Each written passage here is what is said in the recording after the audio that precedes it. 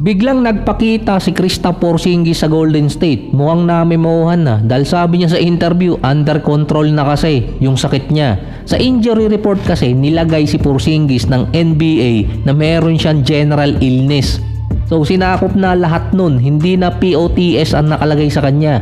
Off the bench naman versus sa Thunder, 9 points, 5 rebounds at 5 assists, 3 out of 10 mula sa field. Talo pa rin doon ng Golden State kontra Thunder. Tinalo din ng OKC ang Golden State. Mukhang wala pa sa kondisyon nitong si Porzingis. Sinabi rin naman kasi niya sa post-game interview, hindi ganun kalala ang sakit niya. Kaya nga nilagay ng NBA general illness na lang. Yung sa mga free throws ni SGA, wala na magagawa doon. Si Steve Kerr nga ang sinisi na lang niya yung rule ng NBA. Hindi pa alam kung makakalaro si Porzingis next game versus Jazz dahil back-to-back game yun versus naman sa Bulls bago sumabak ang Golden State sa 4 out of 5 games na ang kalaban nila contender. Minnesota, Knicks, may singit na Wizards, tapos Boston at Detroit. Susubukan di umano ni Porzingis na ibalik yung kondisyon niya sa mga susunod na game dahil nga under control na yung sakit niya base sa kanya. Si Steph naman, sunod na re-evaluation sa kanya March 12 or 13. Wala pa naman binibigay na report kung kailan talaga makakabalik si Steph. Sinabi naman ni Tari Eason nung nakaraan mas better di umano ang Golden State na walang Steph at Butler. Mukhang matapang si Tari Eason kapag wala yung kalaban at mukhang hindi pa rin nadala dito kay Steph, nag-iintay makabawi. Si Tari Eason, ilang beses kasi niyang sinubukang asarin or banggain si Steph since 2024 pa yun. Ito yung mga time na si Steph tinatawag na Petty King. Hindi lang isang beses nilaglag ni Steph ang Rockets at si Tari Eason. Nasa 2 beses yun, magkasunod na taon pa. At ang laging tinatamaan nun si Tari Eason 2 beses din, 2024 at 2025. Ng April 2024, may natitira pa kasing 6 games sa pagitan ng Warriors at Rockets. May chance no ng Houston na makasingit sa play-ins. Injured na si Tari Eason buong season. Ang ginawa pa ni Tari Eason nung matchup ng Golden State at Rockets, tinroll niya si Steph gamit yung tagline sa isang movie, yung Warriors Come Out to Play. Pinost ni Tari Eason yun. Tapos sa game, hindi siya naglaro dahil nga injured. Pero meron siyang t-shirt na nakalagay yung same tagline na nakasulat sa harapan. Hindi naman nagpaulan ng 3-point shot si Steph pero tinambakan ng Golden State yung Rockets. Ang nagpaulan noon ng 3-point si Klay Thompson. Tig 29 points silang dalawa ni Steph. Pero si Klay merong 7 3-point shot. 2 lang kay Steph dun. Inasar din kasi ni Steph itong si Tari Eason gamit yung 3 bote sa tabi niya. Kasi sa tagline ng movie na yon, may 3 bote sa daliri ng actor na nagsabi ng Warriors Come Out to Play.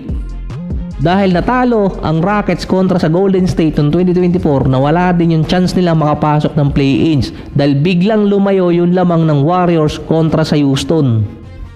Sa 2025 playoffs naman, tinalo ulit ng Golden State ang Rockets. Publicly, sinabi ni Tari Eason na hindi niya talaga gusto ang Warriors. Meron pang isang play doon na na-crossoveran ni Steph si Tari Eason sa isang play na sa Tagalog, sinabi ni Steph parang pinahalik niya sa lupa.